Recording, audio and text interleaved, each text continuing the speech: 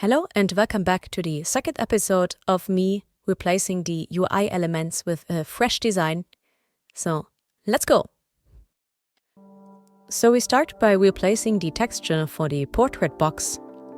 And I'm going to use the same texture that we used for the servant portrait box, but we want to make it smaller, so we need to replace this node with a 9-patch rect for clean rescaling. So let's set the margins of the texture, and in this case it's 14 from the left and right, and 11 from the top and 12 from the bottom. And then we set the custom minimum scale to something appropriate, and we got our box. Let's add another box for the matched servant icon. So let's make another 9-patch rect and duplicate this.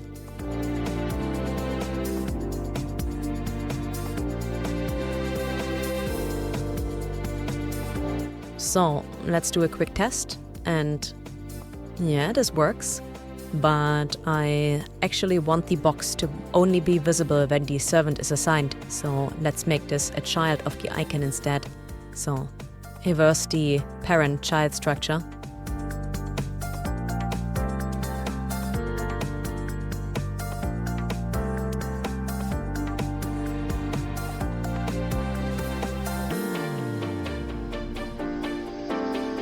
And because our redesign is a lot more minimalistic and isn't supposed to take up so much real estate, we remove the solid background frame and also remove the containers that just restrict us in our design for no reason. And I also want a framed name box, so let's duplicate another 9-patch, move it down here and rescale and add a little yellow texture on the inside.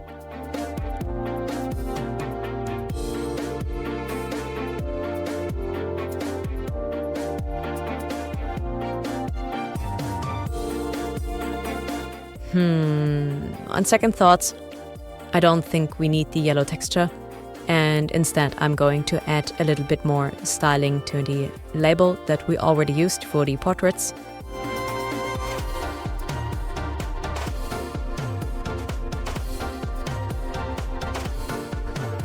I adjusted the dimensions of the boxes a bit, and now we can add a control to change the scale of the entire thing, because it's still too big for our UI.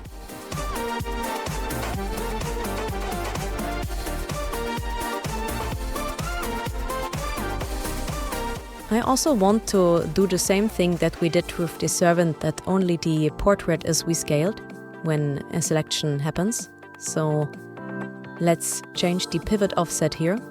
This time we can do it because it's not part of a container. And then go into the code and change the rescaling function to only rescale the portrait itself. So I'm gonna add a new export, and we reference this export in this highlight function, and then it should work.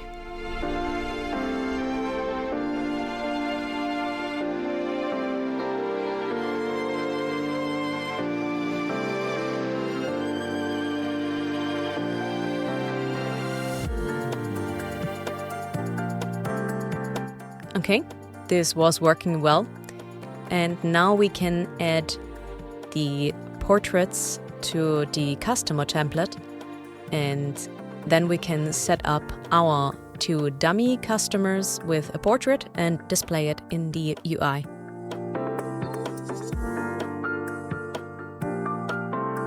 So let's add a texture rect for the image and add an export for it.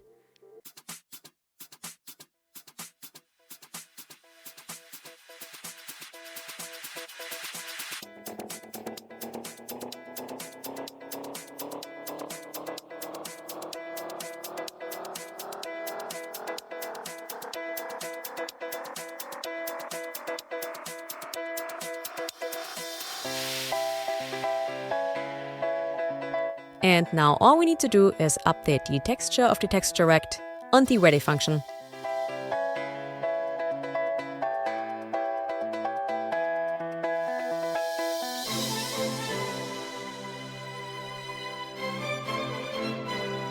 let's apply some adjustments, because the text is a bit too small and the rescaling is a bit too strong.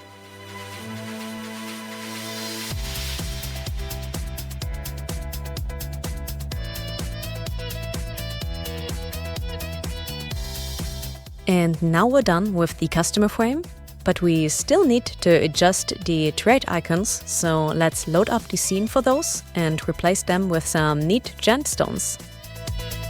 And then we can add a few texture rects to hold the background and the fill texture, and adjust the position of the icon displayable so that it actually covers the area properly. And last but not least, we can rescale the element.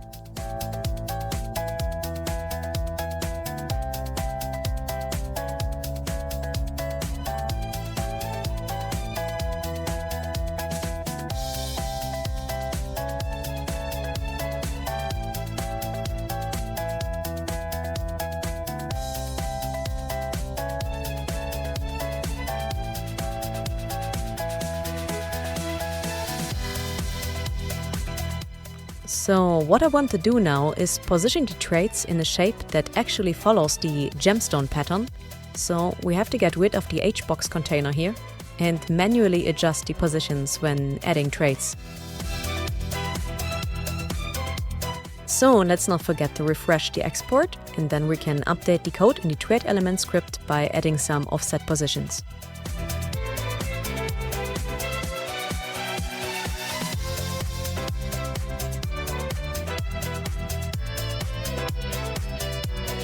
And now we can do the maps in the customer element script when adding the traits. So we change this to a counted loop and apply the offset based on the current loop index.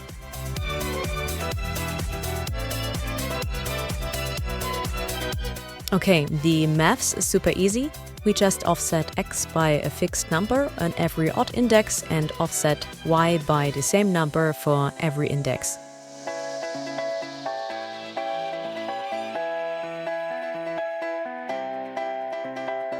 Okay, so this works, but the trait icons are a bit too small, so let's rescale it and adjust the offsets.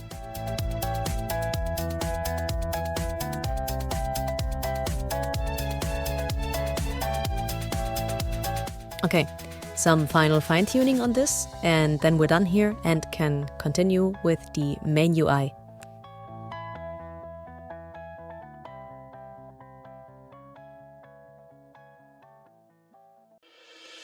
Alright, I wanted to add a little detail here, because I want all the traits that are matched with a servant highlighted when selecting a customer.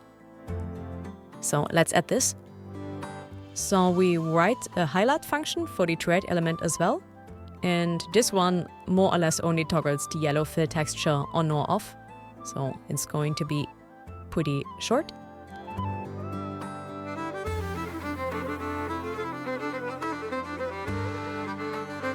And in the customer element script, we just additionally trigger the highlight function for all traits. So we create a loop through all the trait elements and check if the servant has them, and then we highlight based on that condition.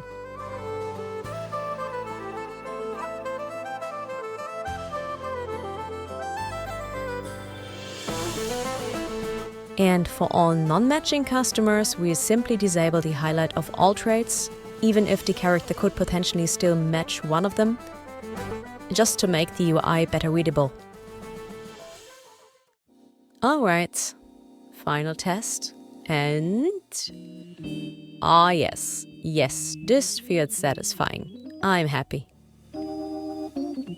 Potentially, we could continue making the main dialogue window now, but honestly, I'm very tired and exhausted, and, well, it's time to end this video, and we'll continue the next time. See you again. Bye bye.